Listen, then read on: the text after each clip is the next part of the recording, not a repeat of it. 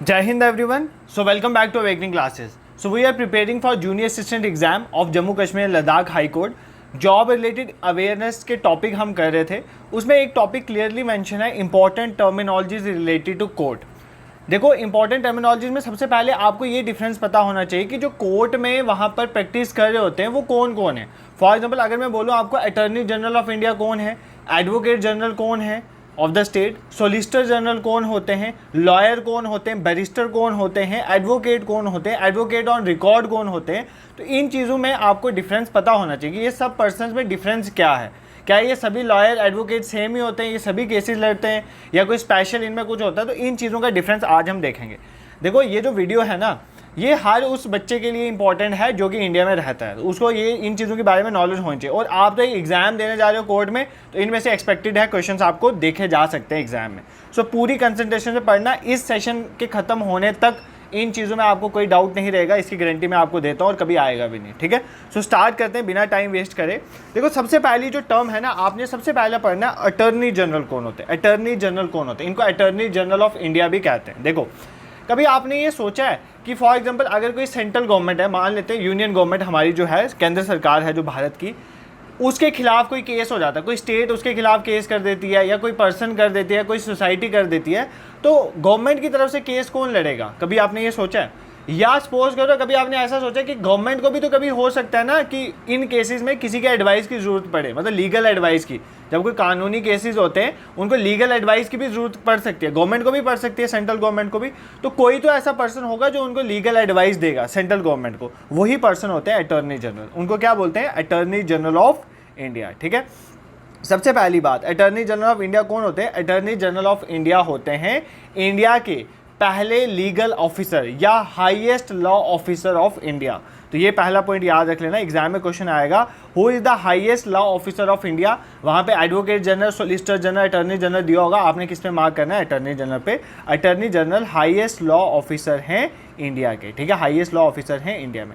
क्या इनके बारे में कॉन्स्टिट्यूशन में लिखा हुआ? तो बिल्कुल, हमारे कॉन्स्टिट्यूशन का ये याद कर लो, आर्टिकल 76 ये बोलता है कि एक ऑफिस होना चाहिए किसका? Attorney general of India. वो अटॉर्नी जनरल ऑफ इंडिया क्या करेंगे? वो हमारे सेंट्रल गवर्नमेंट को एडवाइस करेंगे जितने भी लीगल मैटर्स होंगे। अगर लीगल मैटर्स में सेंट्रल गवर्नमेंट को एडवाइस चाहिए होगी तो वो किसके पास जाएंगे? वो अटॉर्नी जनरल के पास जाएंगे। प्लस सेंट्रल गवर्नमेंट की तरफ से जो केस लड़ेंगे वो कौन लड़ेंगे? अटॉर्नी जनरल ऑफ इंडिया ही लड़ेंगे। ये पॉइंट आपको याद रखना है। This is all about your attorney general of India. ठीक है, अब इन अटॉर्नी जनरल ऑफ इंडिया को कौन अपॉइंट करता है? इनको अपॉइंट करते हैं प्रेसिडेंट ऑफ इंडिया। ये भी याद कर लेना, ऑप्शन में दे देगा governor of state, president of India, prime minister of India, leader of opposition. तो आपने याद करना है कि प्रेसिडेंट ऑफ इंडिया जो है वो अटॉर्नी जनरल ऑफ इंडिया को क्या करते हैं? अपॉइंट करते हैं। और ये इनका टर्म मेंशन नहीं है कि कितने साल तक ये रहेंगे as attorney general of India. इनका टर्म कोई मेंशन नहीं है कि एज कोई मेंशन नहीं है कि 62 या 65 ईयर्स में रिटायर होंगे, ऐसा नहीं है। ये तब तक अटॉर्नी जनरल रहते हैं जब तक प्रेसिडेंट चाहते हैं, मतलब under the pleasure of the president. तो प्रेसिडेंट जब चाहे इनको रिमूव कर सकते हैं, ये पॉइंट भी आपने याद रखना है। During the pleasure of the president ये अटॉर्नी जनरल ऑफ इंडिया बने रहते हैं। ठीक है, अब कौन सा ऐसा पर्सन है जिसको attorney general of India appoint करेंगे? ठीक है, कोई क्राइटेरिया तो होगा ना, ऐसे थोड़ी किसी को भी अटॉर्नी जनरल ऑफ इंडिया बना दें। हाँ बिल्कुल, एक क्राइटेरिया है। अटॉर्नी जनरल ऑफ इंडिया बनने के लिए एक पर्सन को एटलीस्ट क्या होना चाहिए? उनको मतलब वो क्वालिफाई करने चाहिए एज अ जज ऑफ द सुप्रीम कोर्ट। मतलब जो सुप्रीम कोर्ट का जज बनने का क्राइटेरिया है ना, उस क्राइटेरिया को अगर वो क्वालिफाई कर रहे हैं तो ऐसे पर्सन को हम बना सकते हैं क्या? Attorney general of India. अब सुप्रीम कोर्ट का जज बनने का क्या क्राइटेरिया है वो मैंने आपको बताया हुआ है। तो सुप्रीम कोर्ट का जज बनने का क्राइटेरिया है कि पहली बात तो वो एक इंडिया के सिटीजन होने चाहिए। पहला तो ये चीज़, सिटीजन ऑफ इंडिया होने चाहिए। अगर कोई यूएसए का सिटीजन है तो वो इंडिया का सुप्रीम कोर्ट का जज नहीं बन सकता, तो सिटीजन ऑफ इंडिया होने चाहिए। सेकंड कंडीशन क्या है? सेकंड में 2 कंडीशनें आ जाती हैं, उनमें से कोई भी एक सेटिस्फाई हो जाए, 2 क्या 3 कंडीशन है, उनमें से कोई भी एक सेटिस्फाई हो जाए तो काम बन जाता है। पहली कंडीशन ये है कि वो क्या होने चाहिए? वो किसी हाई कोर्ट में जज रहे हो 5 साल के लिए। तो क्या वो किसी हाई कोर्ट में जज अगर रहे हैं 5 साल के लिए, ये कंडीशन सेटिस्फाई होती है तो भी उनको बनाया जा सकता है। या किसी हाई कोर्ट में वो एडवोकेट रहे हो 10 साल के। तो मैं अभी आपको बताऊंगा एडवोकेट कौन होते हैं। एक कंडीशन ये है कि वो हाई कोर्ट में जज रहे हो 5 साल के लिए, तो भी ये इनको अपॉइंट कर सकते हैं हम एज अ जज ऑफ द सुप्रीम कोर्ट। या वो 10 साल के लिए एडवोकेट रहे हो सुप्रीम कोर्ट में, तब भी उनको कर सकते हैं, हाई कोर्ट में सॉरी, तब भी उनको जज बना सकते हैं। कहाँ का? सुप्रीम कोर्ट का। और थर्ड कंडीशन ये है कि या वो एमिनेंट ज्यूरिस्ट हो, in the eyes of the president, मतलब प्रेसिडेंट बोले कि इनमें कुछ ऐसी क्वालिटी है जुरिस्टिकेशन की, तो उनको भी हम अपॉइंट कर सकते हैं एज द जज ऑफ द सुप्रीम कोर्ट। तो ये मैंने ऑलरेडी आपको सुप्रीम कोर्ट में पढ़ाया हुआ है। तो मतलब कहने का मतलब इधर आपको इतना याद रखना है कि एक अटॉर्नी जनरल अगर आपको बनना है, आपकी क्वालिफिकेशन क्या होनी चाहिए, मतलब आप सुप्रीम कोर्ट के जज की क्वालिफिकेशन को एड्रेस करने चाहिए, उतनी क्वालिफिकेशन आपकी होनी चाहिए। और सुप्रीम कोर्ट का जज बनने की क्वालिफिकेशन ये है, एक तो इंडिया के सिटीजन होने ही चाहिए, प्लस इन तीनों में से कोई भी क्राइटेरिया सेटिस्फाई हो जाए। कौन सा क्राइटेरिया है? या तो वो किसी जज हो, फॉर हाई कोर्ट में जज हो 5 सालों के लिए, या हाई कोर्ट में एडवोकेट हो 10 सालों के लिए, या कोई एमिनेंट ज्यूरिस्ट हो in the eyes of president. अगर इनमें से कोई भी कंडीशन सेटिस्फाई होती है, प्लस वो सिटीजन है इंडिया के, इसका मतलब वो जज बन सकते हैं सुप्रीम कोर्ट के। और कोई भी जो सुप्रीम कोर्ट के जज का क्राइटेरिया सेटिस्फाई करता है उसको हम अटॉर्नी जनरल ऑफ इंडिया बना सकते हैं। ठीक है, तो ये आपने याद रखना about the attorney general of India. ठीक है, एक बार वापस रिवाइज करवा देता हूँ। अटॉर्नी जनरल ऑफ इंडिया कौन होते हैं? इंडिया के हाईएस्ट लॉ ऑफिसर। इनको कौन अपॉइंट करते हैं? President of India. कौन सा कॉन्स्टिट्यूशन आर्टिकल इनके साथ डील करता है? आर्टिकल 76। इनका काम क्या है? सेंट्रल गवर्नमेंट को एडवाइस करना लीगल मैटर में और सेंट्रल गवर्नमेंट की तरफ से केसेस को लड़ना। सेकंड थिंग इज डैट इनको कौन सा ऐसा पर्सन है जिसको अटॉर्नी जनरल ऑफ इंडिया बनाया जा सकता है, जो कि क्वालिफाई करे एज द जज ऑफ द सुप्रीम कोर्ट। और सुप्रीम कोर्ट की जज की क्वालिफिकेशन क्या होती है वो मैंने ऑलरेडी आपको बता दी है। ठीक है, अब देखो ये अटॉर्नी जनरल ऑफ इंडिया, देखो इंडिया में कितने ज़्यादा केसेस होते होंगे, कितनी ज़्यादा लीगल एडवाइस चाहिए होती होगी सेंट्रल गवर्नमेंट को, क्योंकि कितने ज़्यादा मैटर हैं। अब अटॉर्नी जनरल अकेले तो ये काम कर नहीं सकते ना, तो उनको हेल्प करने के लिए, उनको असिस्ट करने के लिए कौन होते हैं? Solicitor general. तो ये याद कर लेना, सोलिसिटर जनरल और एडिशनल सोलिसिटर जनरल जो होते हैं, इनका काम होता है ये हेल्प करते हैं किसको? अटॉर्नी जनरल ऑफ इंडिया को। ये पॉइंट आपने याद रखना है। इनको second law officer of the country भी कहते हैं। बट एक चीज़ आपने याद रखनी है, इनके बारे में कोई आर्टिकल 76 में लिखा नहीं गया है, ये याद कर लेना। हमारे कॉन्स्टिट्यूशन के आर्टिकल 76 में सिर्फ अटॉर्नी जनरल ऑफ इंडिया के बारे में लिखा गया कि अटॉर्नी जनरल ऑफ इंडिया का ऑफिस होना चाहिए। सोलिसिटर जनरल ऑफ इंडिया या additional solicitor general of India, इनका कोई भी मेंशन नहीं है हमारे आर्टिकल 76 ऑफ द कॉन्स्टिट्यूशन में। ये पॉइंट आपने याद रखना है। ठीक है, समझ आ गया? अटॉर्नी जनरल ऑफ इंडिया कौन होते हैं? सोलिसिटर जनरल वो होते हैं जिनका काम है वो अटॉर्नी जनरल ऑफ इंडिया को असिस्ट करते हैं, हेल्प करते हैं इन सब केसेस को डील करने में, प्लस लीगल एडवाइस देने में to the central government. I hope ये आपको क्लियर हो गया, इसमें आपको कोई प्रॉब्लम नहीं आई होगी। ठीक है, अब देखो ये तो हो गया सेंट्रल गवर्नमेंट की बात। बाई स्टेट गवर्नमेंट है, इंडिया की इतनी स्टेट्स हैं, अब स्टेट के भी तो केसेस होते हैं डिफरेंट।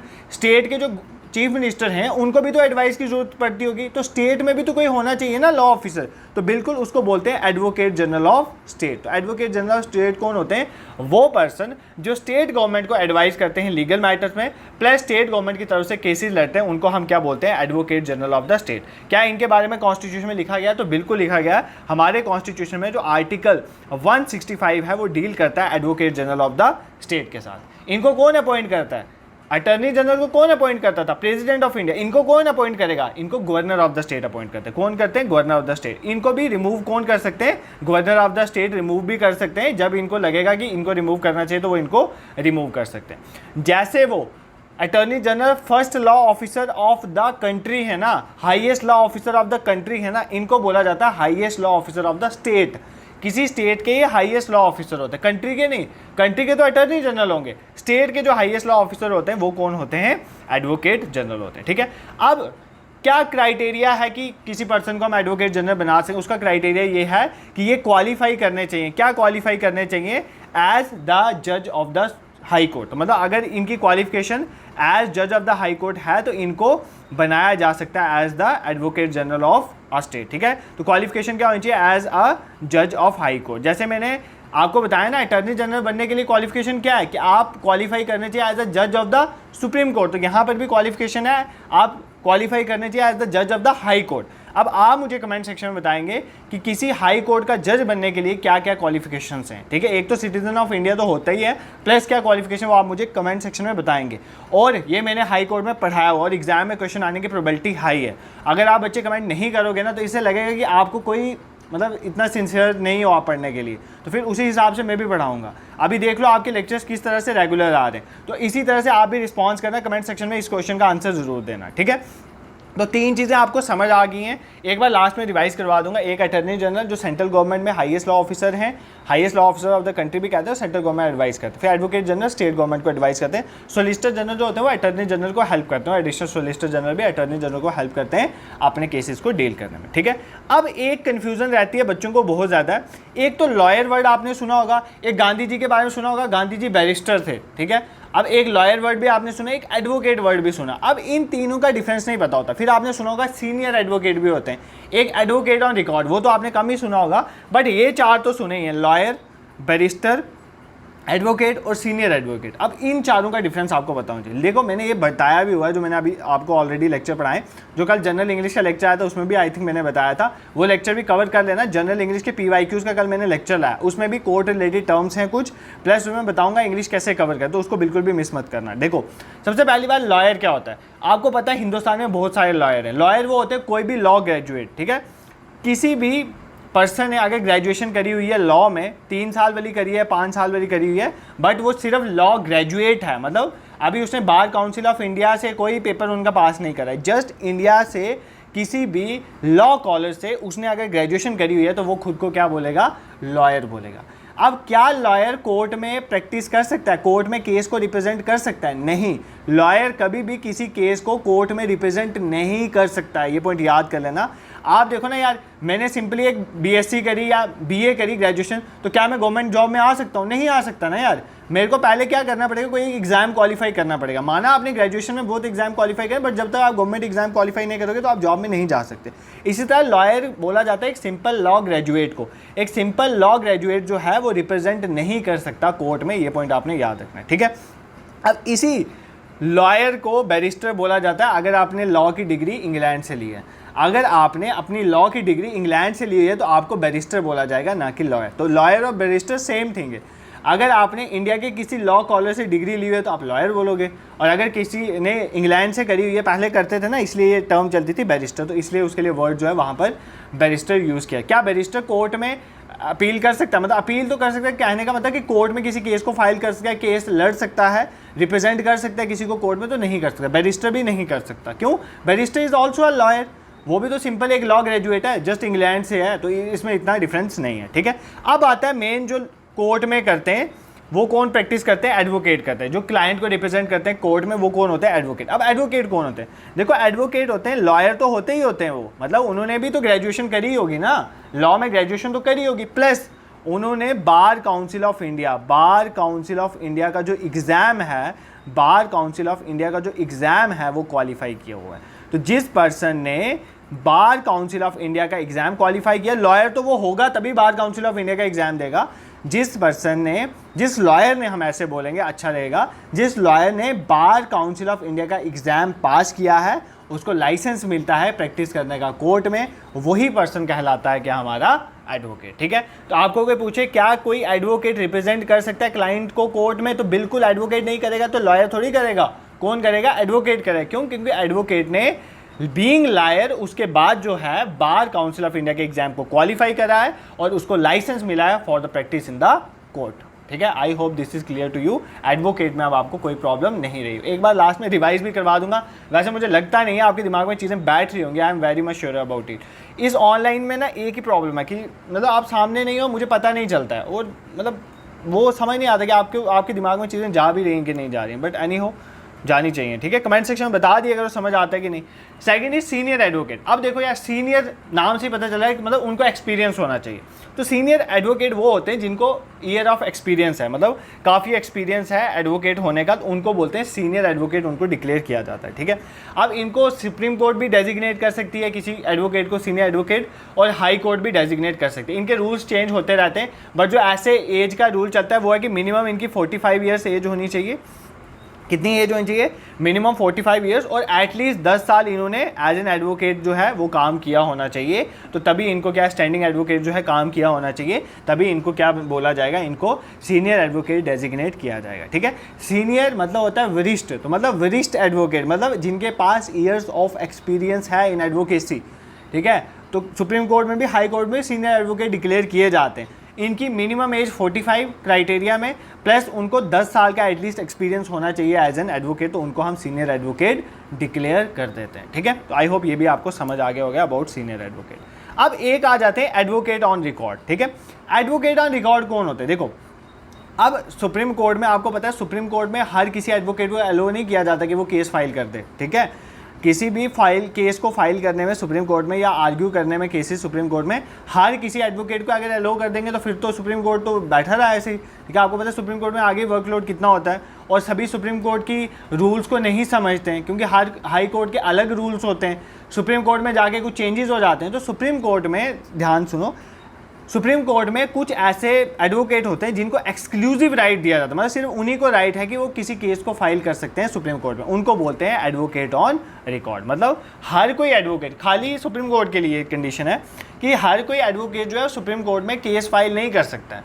सुप्रीम कोर्ट में केस फाइल करने के लिए आपके पास एक एक्सक्लूसिव राइट जो है वो दिया जाता है। वो किसको दिया जाता है? जिस एडवोकेट को दिया जाता है उसको बोलते हैं एडवोकेट ऑन रिकॉर्ड। तो advocate on record he file कर सकता है एक पिटीशन या एफिडेविट या कोई भी एप्लीकेशन किसी पार्टी के बिहाफ में, कहाँ पर? सुप्रीम कोर्ट में। ये पॉइंट आपने याद रखना है, ठीक है।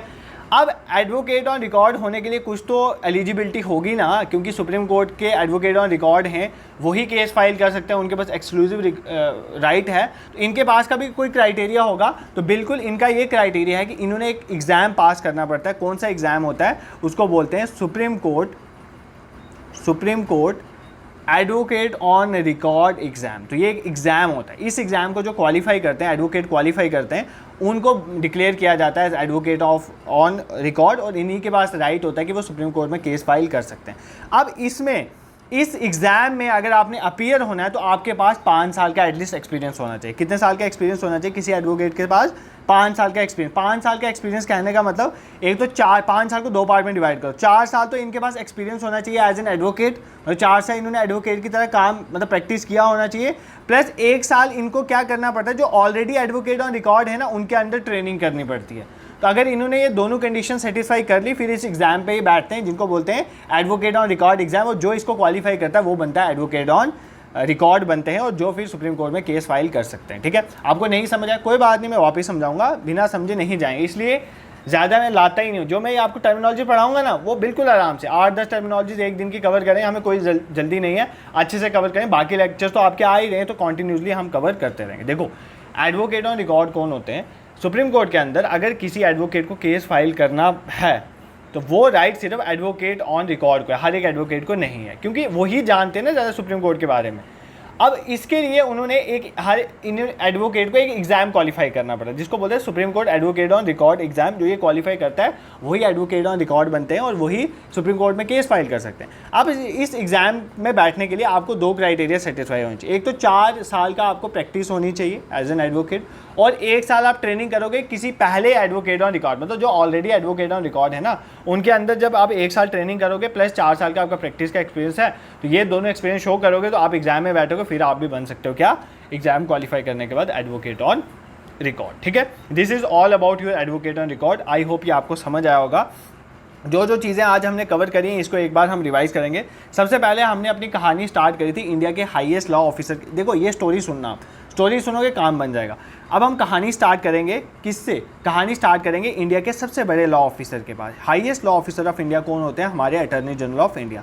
हमारे भारत के, हमारे संविधान का आर्टिकल 76 बोलता है कि एक अटर्नी जनरल ऑफ इंडिया का ऑफिस होना चाहिए, जो सेंट्रल गवर्नमेंट को एडवाइस करेंगे लीगल मैटर्स में, प्लस उनकी तरफ से केस को लड़ेंगे। ठीक है, इनका अगर आपको अटर्नी जनरल ऑफ इंडिया बनना है तो आपको एज अ जज जो है आपकी क्वालिफिकेशन होनी चाहिए ऑफ सुप्रीम कोर्ट, ना कि हाई कोर्ट। इनको अपॉइंट करते हैं प्रेसिडेंट, और ये प्रेसिडेंट के प्लेजर के अंडर ही क्या करते हैं? Work as an attorney general. अब इनका काम बहुत ज़्यादा होता है, जैसे मेरा काम ज़्यादा है, मुझे हेल्प करने के लिए मेरे टीम मेंबर्स हैं, तो इनको हेल्प करने के लिए कौन होते हैं? Solicitor general and additional solicitor general. But ये जो सोलिसिटर जनरल होते हैं, इनका कोई भी मेंशन हमारे आर्टिकल 76 में नहीं है, ये पॉइंट भी आप याद करोगे। इसी तरह स्टेट गवर्नमेंट भी डिमांड करती है कि हमें भी कोई लीगल एडवाइस करने वाला होना चाहिए, तो उनके लिए होते हैं advocate general of the state. ये भी हमारे कॉन्स्टिट्यूशन में मेंशन है, कॉन्स्टिट्यूशन में आर्टिकल 165 इनके साथ डील करता है। इनको गवर्नर अपॉइंट करते हैं, और ये स्टेट गवर्नमेंट को हेल्प करते हैं लीगल एडवाइसेस में, और ये स्टेट गवर्नमेंट को रिप्रेजेंट भी करते हैं लीगल केसेस में। प्लस ये हाईएस्ट लॉ ऑफिसर स्टेट के होते हैं, ये पॉइंट भी आपने याद रखना है। और इनको, अगर आपको बनना है advocate general of any state, तो आपको क्वालिफाई होना पड़ेगा टू बी एज द जज ऑफ द हाई कोर्ट। इसका क्राइटेरिया मैं नहीं बताऊंगा, आप मुझे कमेंट सेक्शन में बताओगे, मैंने आपको पढ़ाया हुआ है। फिर हमने कहानी स्टार्ट करी लॉयर के साथ। Lawyer is a simple person who has done graduation in law from any recognised Indian university, उसको बोलते हैं हम लॉयर। वो कोर्ट में प्रैक्टिस नहीं कर सकते, रिप्रेजेंट नहीं कर सकते कोर्ट में किसी को। ठीक है, और वही सेम पर्सन अगर किसी ने कहाँ से करी हो, यूके से, मतलब इंग्लैंड से करी हो डिग्री लॉ की, तो उसको हम बोलेंगे बैरिस्टर, ठीक है। बट अगर इन दोनों को एडवोकेट, मतलब इन दोनों को अगर कोर्ट में रिप्रेजेंट करना है किसी क्लाइंट को, तो इनको क्या करना पड़ेगा, बार काउंसिल ऑफ इंडिया का एग्जाम देना पड़ेगा, फिर इनको लाइसेंस इशू होगा, फिर ये प्रैक्टिस कर पाएंगे कोर्ट में, फिर ये बनेंगे एडवोकेट। फिर ये क्या बनते हैं, एडवोकेट। फिर जब इन एडवोकेट को बहुत एक्सपीरियंस हो जाता है, ईयर ऑफ एक्सपीरियंस, तो ये बन जाते हैं सीनियर एडवोकेट। सुप्रीम कोर्ट भी और हाई कोर्ट भी डेजिग्नेट करती है एडवोकेट एज सीनियर एडवोकेट। मतलब इनके लिए क्राइटेरिया ये रखा गया है कि मिनिमम एज 45 ईयर्स होनी चाहिए, चेंज होता रहता है criteria. Minimum age 45 years plus 10 साल का एक्सपीरियंस होना चाहिए एज एन एडवोकेट, तो फिर ये डिक्लेयर होते हैं एज अ सीनियर एडवोकेट, ठीक है। फिर सुप्रीम कोर्ट में सुप्रीम कोर्ट की नॉलेज रखने वालों को ही केस फाइल करने का जो है वो दिया जाता है, राइट दिया जाता है, एक्सक्लूसिव राइट, तो उनको बोलते हैं एडवोकेट ऑन रिकॉर्ड। तो अगर किसी एडवोकेट को एडवोकेट ऑन रिकॉर्ड बनना है तो उनको क्या करना पड़ेगा, सुप्रीम कोर्ट का एडवोकेट ऑन रिकॉर्ड एग्जाम को क्वालिफाई करना पड़ेगा। उस एग्जाम में बैठने के लिए उनको 4 साल का क्या होना चाहिए, 4 साल प्रैक्टिस करते हुए होने चाहिए, प्लस 1 साल उनको ट्रेनिंग करनी पड़ेगी ऑलरेडी कोई एडवोकेट ऑन रिकॉर्ड के अंदर, फिर वो एग्जाम में बैठेंगे और जब वो एग्जाम क्वालिफाई करेंगे वो एडवोकेट ऑन रिकॉर्ड बन जाएंगे, ठीक है। आई होप आपको ये टॉपिक अब समझ आ गया होगा, इसमें कोई भी टर्म में आपको कोई डाउट नहीं होगा। अब आप मुझे कमेंट सेक्शन में ये बताओगे कि क्या ये आपको टर्म समझ आई है या नहीं आई है। इसी तरह से मैं कम टर्म में ही 8-10 टर्म में ही लाऊंगा, मैं ज़्यादा नहीं पढ़ाऊंगा। ऐसे चाहता तो मैं 50 टर्म में ले आता, बट नहीं समझ आती हैं। और अगर आपको ये इसी तरह से चलना है तो बीच बीच में टॉपिक, जब मुझे कम टाइम होगा तो मैं टर्मिनोलॉजीज ले आऊँगा। अदरवाइज जो लेक्चर्स आपके चल रहे हैं ना यार, हाई कोर्ट पढ़ लिया, सुप्रीम कोर्ट पढ़ लिया, सबऑर्डिनेट कोर्ट पढ़ लिया, जम्मू कश्मीर हाई कोर्ट की हिस्ट्री पढ़ ली, अभी कल लेक्चर ले आऊँगा जैसे लोकपाल लोकायु, या पिछली बार वो जुवेनाइल जस्टिस एक्ट पर क्वेश्चन आया था, वो भी इंपॉर्टेंट टॉपिक्स हैं, वो हमें करने हैं, तो वो भी हम साथ साथ कवर करने की कोशिश करेंगे, ठीक है। बाकी जनरल इंग्लिश भी चल रही है, कंप्यूटर की प्लेलिस्ट बनी हुई है। और जिनको प्रॉब्लम आ रही है कि कैसे जूनियर असिस्टेंट एग्जाम की प्रिपरेशन स्टार्ट करें, तो मैंने 2 दिन पहले ही पूरा एक रोड मैप आपको तैयार करके दिया और कहाँ से पढ़ना है ये भी बताया। इसी तरह व्हाट्सएप में करंट अफेयर डेली आ रहे हैं, और प्लस आपकी जुलाई महीने की करंट अफेयर्स की जो PDF है वो भी आधी ऑलमोस्ट प्रिपेयर हो जाएगी, वो भी 1-2 दिन में आपके पास लेक्चर पहुँच जाएगा, ठीक है। This is it for today. Thank you so much for watching.